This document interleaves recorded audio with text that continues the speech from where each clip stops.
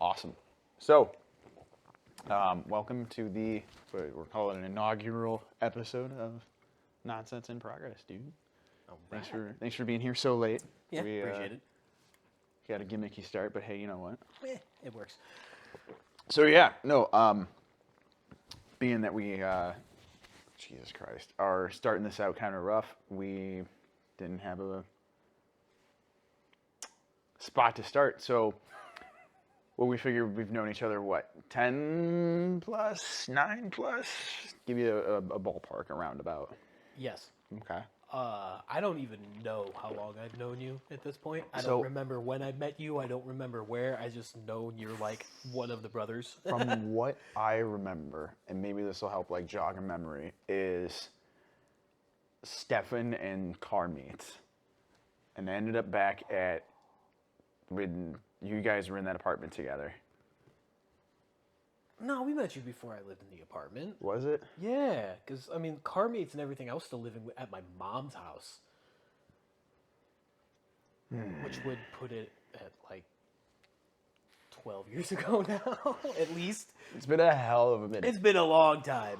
It's been over a decade. Let's Right. put it that way. But I will commend, I think it's just the people that we are, that it's always been like a, hey, I don't see you all the time, but I'm easy to get a hold of. Oh, yeah. You know what I mean? The text message away, That Facebook message, unspoken Snapchat, whatever. thing. Right. It could be 2 years, and it's like, hey, man, I'm going to cook out Monday. You want to come by? Yeah. Yeah, and it's been, I think there was like a year and a half where it was just like the only contact I had with you was just like seeing Facebook updates. And Yeah. then all of a sudden, out of the blue, out of freaking nowhere, you messaged me and you're like, hey man, doing a cookout. You want to come over and have some burgers and a beer? I'm like, bet. I'll be right there. Yeah, it showed up. Because it was when you were living. The lake house. Oh God, no! Oh yeah, that one. That Well, one. Then there was the one. the Oak Street house. The Oak Street house, and then before you'd even moved there. That one. Yeah. Yeah. Yeah, and then. Shit. And then the one out that way, when you help me pick up a toolbox. Oh God, that fucking toolbox. Yeah. Yeah. So, It's been a hot minute, dude. oh, dude, yeah. Yeah, we've aged terribly. But, so, where I like to start, or where I want to start with everybody, is a general, before I met you, or well before I met you, what was life like? I mean, not that you're considerably older than me, but you are older than me. Yeah. What was life like? I mean, like starting up for you. Like, who was your, like as a kid, number one role model? Who was it? Oh God. Talking like elementary school years. Who was it? Could be family. It could be a fucking comic book hero. God, I don't even really know. It was just kind of survival at that point. Sure. Kind of had a rather rough childhood, so it was more of a, day to day, week to week, month to month type thing. Not really planning forward to the future, just kind of getting through everything at the time. So it's like, I don't even really remember. I won't say I don't remember much of my childhood, but it was more of the. I don't remember having, like, people to really look to Okay. like base who I was going to be off Yeah. of. Okay. Like, I remember vaguely, like in third grade, we had to do like some book report on a famous figure or whatever, and I became obsessed with Neil Armstrong, so I wanted to become an astronaut. Sweet. And Yeah, hell yeah. then I realized, and like, my equilibrium's a little too messed up for that, so that's not gonna happen.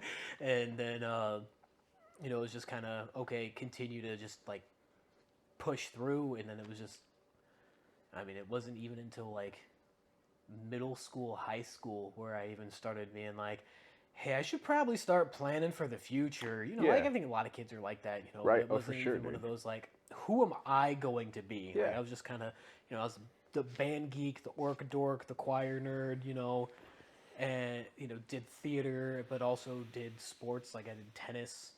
Like that can be considered a cool high school sport, but It's a sport. did stuff like that. get to school at 6 o'clock in the morning, not leaving till 9, 10 o'clock at night, and redo it again the next day, you know. But yeah, dude, it's just. I can say before I met you, life was a lot easier, a lot better, a lot chill, you know. No, A lot less stressful. but yeah, it was just one of those like, yeah, I don't even really know who like role models and whatnot were Okay. until just I started getting older and was like, you know what, I no, I don't want to be like them Yeah. type of thing. Okay. So when you said you were around high school when you kind of established like what role you wanted to take on, I mean, for lack of a better term, like as a man or like just like the career path you wanted to choose? It was just more of like developing me as a person Okay. and like just in general personality wise, like who I was going to be. Yeah. Where it started with the whole, I don't give a fuck what everybody else thinks of me type Yeah. thing. I'm gonna do what I want to do, and to hell with everybody else. That's why, as I said, I was the band geek. I did show choir, and I did theater, and I did sports, and I was kind of one of those people that I didn't necessarily fit in with any select group, but I was one of those that I could bounce between groups. Today I'm going to hang out with the goth kids. Today I'm going to hang out with the jocks. Today I'm going to hang out with the music people. Today I'm going to hang out with the theater people. Yeah. I could just bounce all over the place. Now, did that vary by schedule, or was that like a conscious decision you made of like, hey, you know what? I'm feeling like I'm gonna hang out with this group of people. I'd just be walking down the hallway and somebody start talking to me and be like, Okay. hey, and then I just like tag along with them. Yeah. Okay. Kind of like a go with the flow kind. Yeah. It was very dynamic. It was not a static thing. Like it was just I at the whims of fate, if you will, who I would hang out with, who I would talk to, and everything. Developed the core friendships. Of people that I still talk to today. A lot of people that I've not talked to in years, or people that it's like I run into them at a restaurant or at the supermarket or whatever. I'm just like, hey, how's it going? Okay, I'm just gonna go away. No, for yeah, sure. definitely. We're gonna meet up sometime for a beer. I don't even have your number anymore. I don't remember your last name. Right. No. Right. I was like, I remember their last name. I remember everything about them up until the point we stopped talking. And then it was like, yeah, no. Right. I haven't talked to you in years. That makes sense. So, coming out of high school, then, when did you make that like resonant click of like, okay, shit, I got to get a job. What do we got to do first? Oh, so I went to college. Okay. Attempted to go to college. Right. What for? Started off with mechanical engineering. Realized that me and calculus do not get along very well. So went to electrical engineering. Like that was so much better, with a business minor, and was doing okay at that for the most part, and then had some personal stuff going on, and then started to fail abysmally. Went to re-enroll for my fourth semester, and that was when the state had balanced the budget retroactively 2 years and canceled the program that funded all of my scholarships. Oh shit. So I went from a $75 student balance to like $28,000 overnight, and they're like, yeah, you can't come back. And so, yeah, forced withdrawal from college. And then it was like, oh shit, I gotta get a job. And ended up searching for months to find some type of job, and came across a bullshit freaking pyramid scheme, multi-level marketing bullshit thing. So it was Cutco knives. And I did that for a weekend before I realized this is absolute bullshit. Left that, got a job at McDonald's, worked at McDonald's for 6 months before the manager and myself had a falling out, and walked out of that and spent 6 months unemployed. And then through a friend of mine, because throughout all of this, I was a volunteer firefighter. Yeah. And so one of the guys that was on the fire department with me was like, hey, I work for this company, blah, blah, blah. We're looking for people. I'm like, cool. Put in an app, got hired. Come to find out, he was the director. Nice. And so I got into confined space rope rescue. Yeah. And so I was working in heavy industry, so steel mills, oil refineries, chemical plants, gas separation facilities, stuff like that, Yeah. all over the area and all over the U.S. I did that for like 6 years. I think that's around the time I met Yeah, you. sometime That around sounds there about was right. when we had met, Mhm. and then I left that shortly after my kid was born, Yeah. about 6 months. And I'd been working so much that in those 6 months that my kid had been born, I think I'd spent like a grand total cumulative time of like 4 weeks with them, including the 2 weeks of vacation that I took when they were born. Yeah. Uh, and so I was like, yep, nope, not going to happen. I'm not going to be an absentee father. Right. Left that, went into a job that was like pseudo construction. I fabricated and installed stone countertops. Mhm. I did that for what, like 18 months, I think, before Stefan actually got me, finally convinced me to work in the prison. Nice. Worked in the Department of Corrections for just shy of 2 years, before deciding for my mental health I needed to leave. Yeah, I It could was- understand that. Yeah, it was negatively affecting me and my family Shit, yeah. to an extreme. Did not like what it was doing to me as a person, so I left that.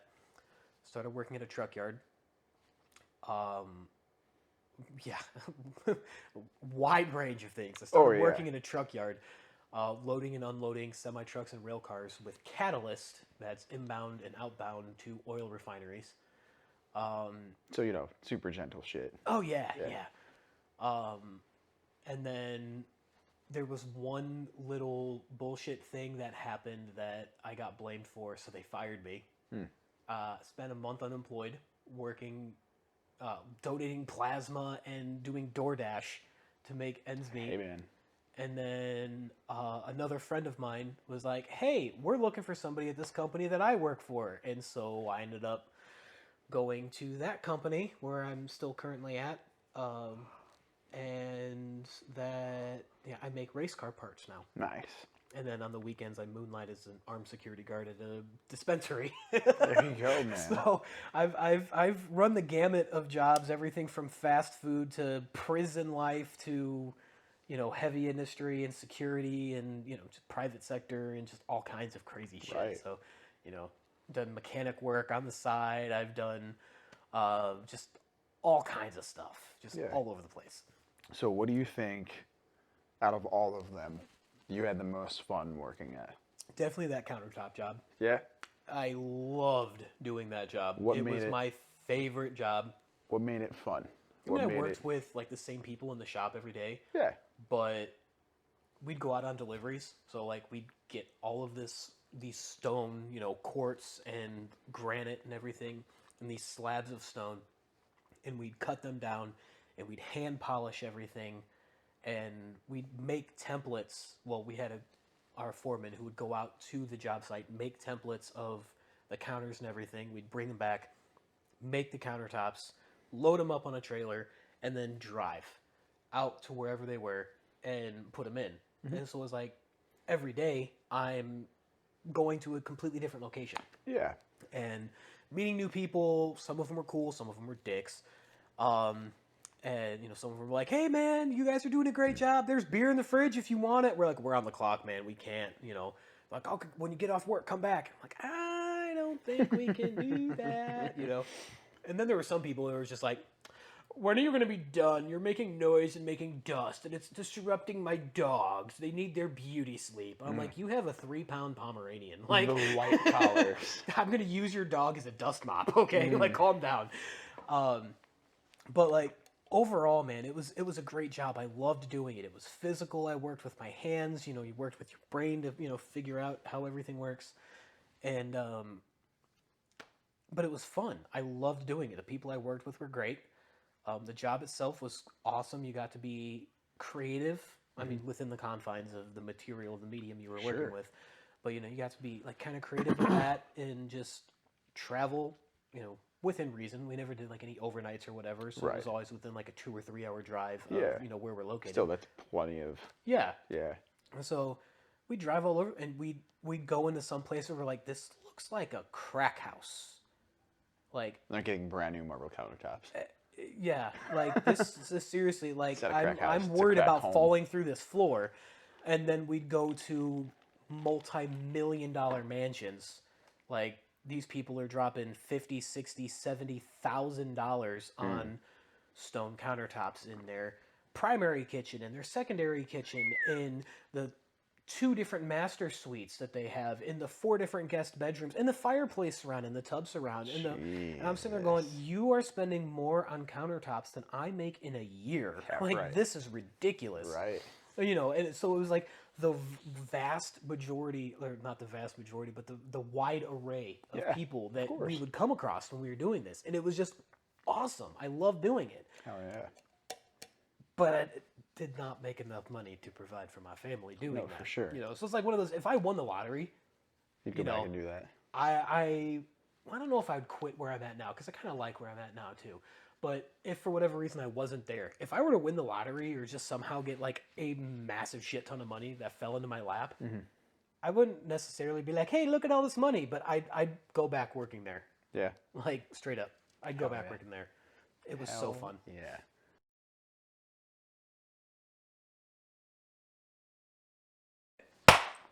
Nope. She's like, nope, Dad. We And lost it was like the that noise. mascot. So,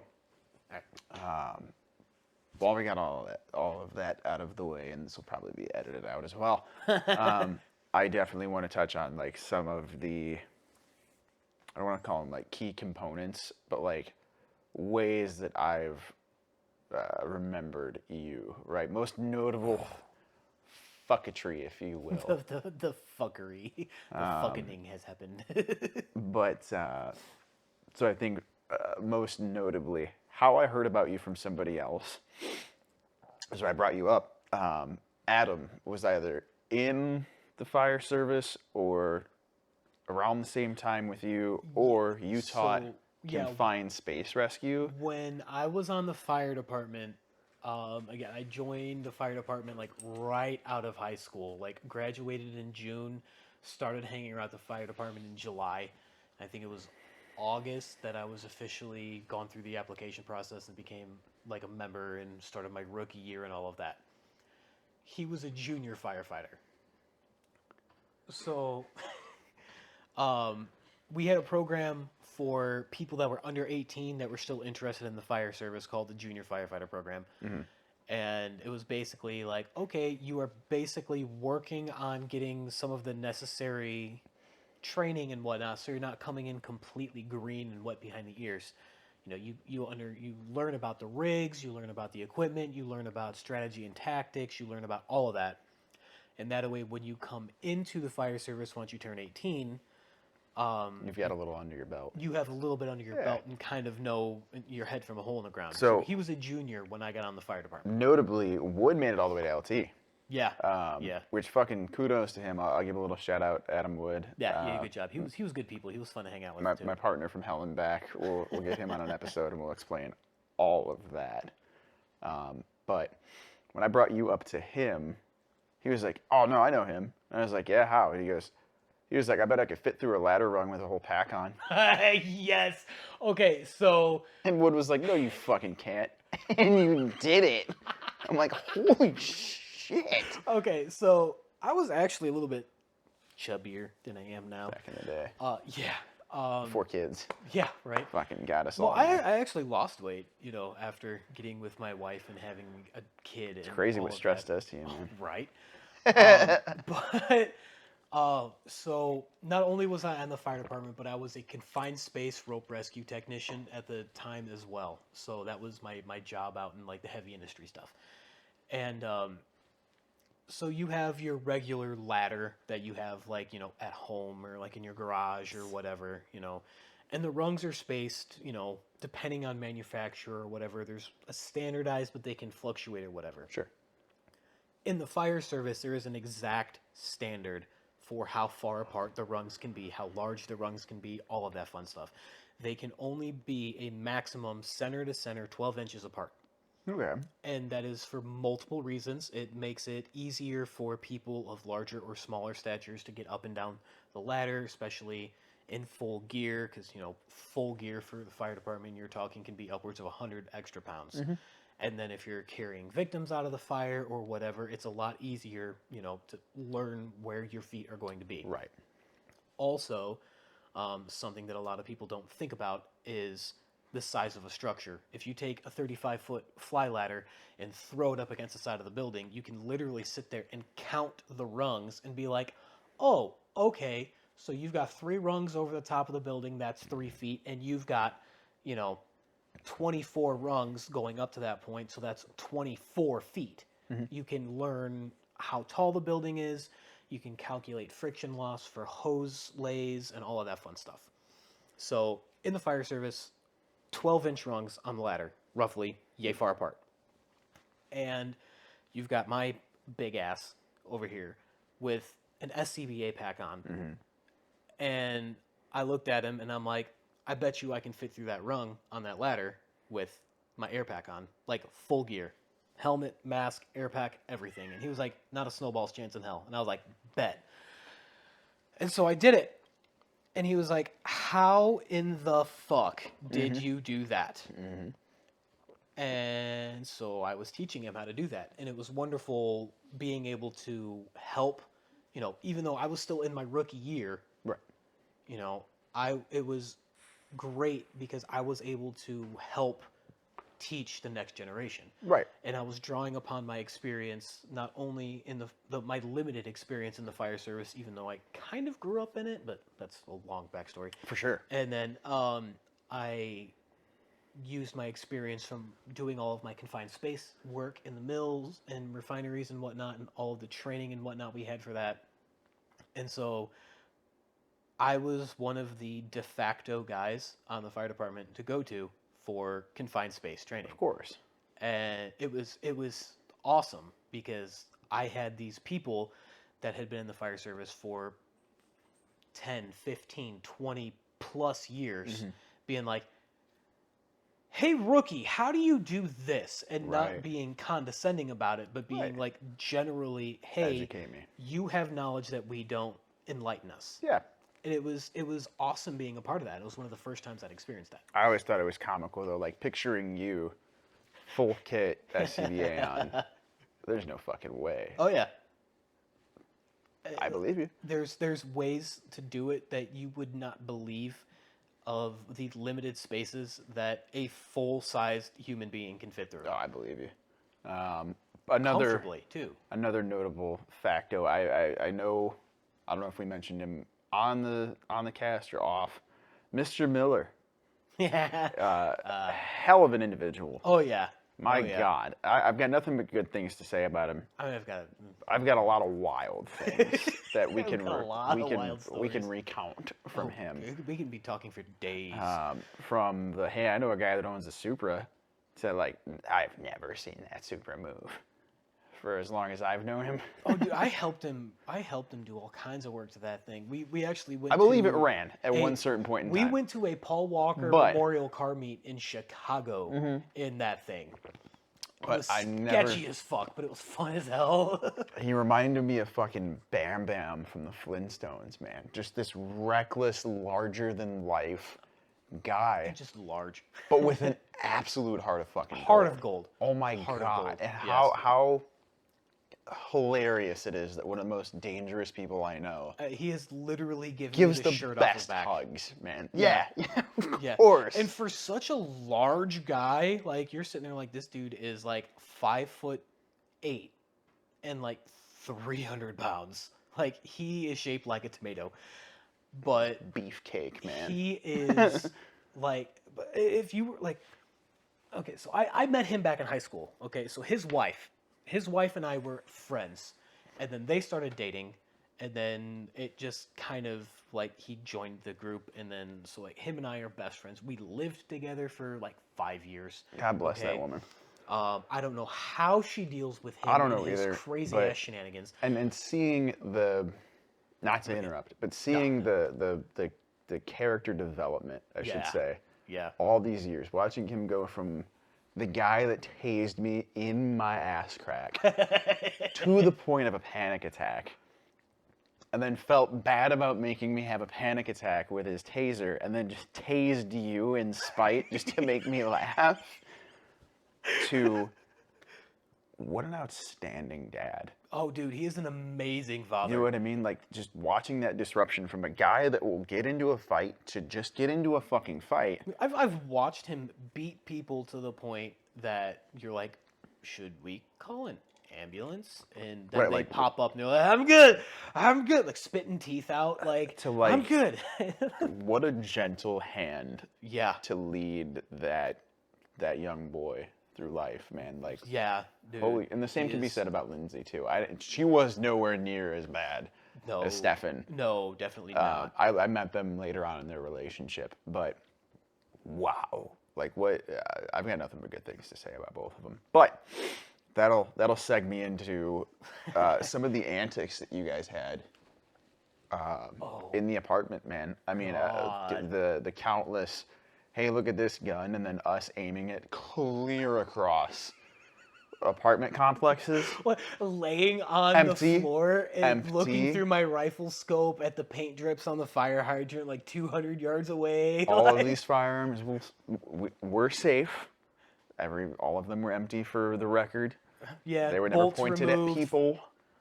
Yeah. No, don't worry. Worst We're thing I ever smart did. about firearms. Yeah. Worst thing I ever did was give him, I think I gave him the purple taser. Yeah, that's the one he tased me in the ass with, and it went through my ass cheek and tased a pregnant woman in the foot when I jumped over the couch. And then the little OTF pocket knife, only big enough to be like a letter opener, The one that he stabbed me in the ass with at the gas station? more than likely. Oh my, okay. We had gone, I don't remember, we had done something. I don't even remember where we had gone out, we had done something.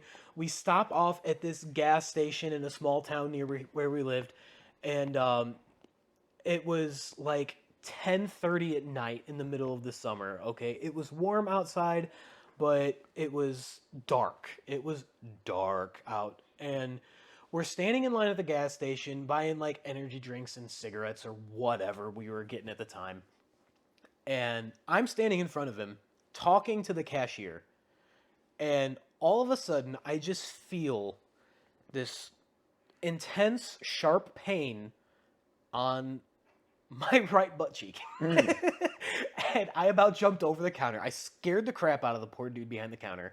He's freaking out because Stefan is standing there with his pocket. This little, seriously, the knife couldn't have been, it wasn't even as long as my finger. It was like this big. He was like, huh, I guess it's sharp. And the last 1/8 inch of this blade is coated in blood. Because he walked up behind me and for whatever reason thought it was a good idea to pull this little pocket knife out and stab me in the ass while I'm talking to the cashier. And this dude was ready to call the cops on us. And I just turned around and I smacked him. I didn't want to punch him because I knew he would lay me out. 'Cause, Oh, yeah. I mean, those big old For sure. hands of his. For sure. But like, I just smacked him. I was like, "What the fuck, dude?" And he was laughing because I still have the scar on my bet. butt. By the way, I still have this little For story tiny scar on my purposes, butt cheek. we'll just believe you. Yeah, I don't I'm think not we need dropping to- trout. Don't worry. How fast we're gonna get canceled. But yeah, dude, it was hysterical because this guy was like, "Do you want me to call the police?" And I'm like, "No." Was that a that's- random that's- guy That that is my stabbed best me? friend. I That is showed like up my with him. brother. Like I trust this man with my life, even though he just stabbed me in the ass in the middle of the Such gas a station. wild thing. And like back then, I don't think there was a connection between like idea, good or bad. I think it was just like idea, do it. Yeah, there was Right, there like, was no filter. This is gonna make me giggle. Come here. Yes, there was no filter. It No, was, none. hey, you guys want to play video games for 24 hours straight? Bet, let's order pizza. Okay, it was, hey, you want to go on this completely impromptu, unscheduled, unplanned, nothing prepared road trip, and let's go to a completely different state. Okay, But years before any like actual responsibility. oh yeah, or- I mean, yeah, we were living on our own. You know, we were in our early 20s, and just out and just okay. He was dating his now wife. I was single, and it was just like we were essentially two bachelors living in an apartment, Yeah. and we were like, fuck it, let's go. And 2-bedroom apartment, tiny little kitchen. I remember it. dude, I yeah, remember that it kitchen vividly. was tiny. So If small. you had 2 people in that kitchen, you were literally tripping over yourselves to Yep. do anything. But there was such good times in that apartment, man. Like we'd throw parties, and like the people that lived above us were cool. Again, I still talk to them. The people that lived next to us, they Shout were out Mark and awesome. Tiff. Yeah, shout out to Mark and Tiff. You guys are awesome. But I yeah, haven't dude, seen them in it years. was just we'd call up our buddies at like 2 o'clock in the morning, be like, "Hey, we're gonna grill out. Do you want to bring some burgers and dogs? Like we've got chips and beer." And they're like, "Bet!" And they'd show over, and it'd be 3 o'clock in the morning, and I'd be getting everything ready, and Stefan would be getting the grill ready, and we'd just be cooking hamburgers and hot dogs and drinking beer at 3 o'clock in the morning. Hell yeah. dude. Hell yeah. Having a good old time, man. Hell yeah. I love it. Oh, the good old days. So give me, before we run out of time, give me something I don't know. Give me a oh shit Stefan story. Give me something wild. You had Oh God. started your family before his little one arrived, right? Barely. How did he react There, to you? I say, from when my kid was born to when his kid was born, because within our little family, our friends group, there was 4 kids that were born in the span of 3 months. Holy shit. Yeah. Who was the third? So you had me, Mm-hmm. you had them, Mm-hmm. you had his sister, Oh, okay. I had no and idea. his cousin, Okay. technically, Yeah. cousin, but all within the span of 3 months. Mine was first, then his cousin, then his sister's. Wild. It's a lot of baby showers. Oh yeah, it was A lot of people baby fucking, showers. dude. A lot of baby showers. All around the same time. Like I mean the our gender reveal alone was absolutely nuts with 4 pounds of tannerite. Right. That was great. I set Fitting. somebody's yard on fire. You could hear the explosion from like 3 miles away. Um, But so yeah, when I ended up getting with my now wife, and then everything was going good. still so crazy to me. Like you guys are married. We're married now. I Holy know it's shit. insane. Going on 4 years. Fuck. I remember when you guys got like your first place together. Yeah. I remember eating pizza on the floor in the apartment you shared with Stefan. Uh-huh. And then cut to, what the fuck was that place? I remember it was off 6. Yeah, You the could see trailer it. that I had. Yeah, I Yeah. could see it from 6. I remember being there. Were you guys married then? We got married when we were living there. Yeah. So her and I started talking. We had met a couple years before at a mutual friend's wedding. Mm-hmm. And she was dating somebody. I was not dating somebody. I ended up dating one of the other bridesmaids. Nice. Yeah. While you're there, And then just grab anyway, one. a couple years down the line, we met up again randomly at another friend, Mike, his New Year's party. Nice. Mike, right over there.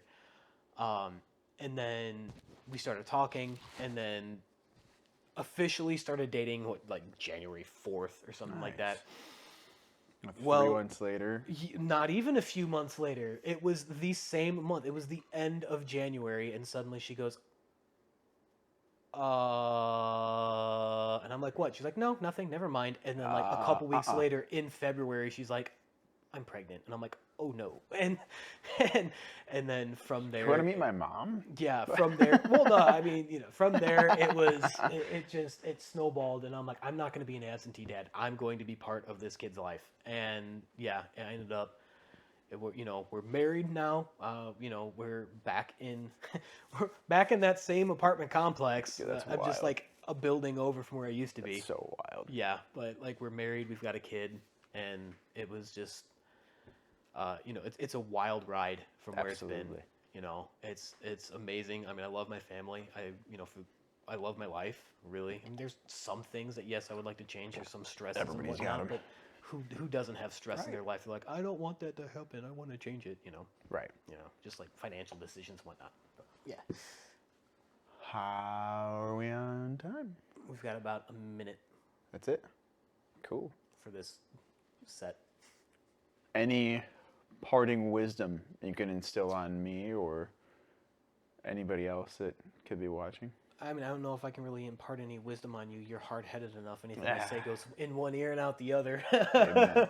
Amen. I mean, just live your life, man. Like, One day at a time, kind of one deal. day at a time, yeah. I mean, yeah, plan for the future, obviously, but at the same time, don't let the plans for the future completely consume you. I love that. Enjoy your life as it is. And I don't want to say don't have any regrets, because then you won't have anything that you can look back on Right, to fondly. learn from. You know, you're gonna have stuff that you're like, man, I wish I didn't do that, but at the same time, that made me who I am today. Absolutely. Yeah. I feel like we need to have Mr. Miller on the next one. Oh, that'd be fun. That'd be fun, Compare and contrast. dude. Well, cool, man.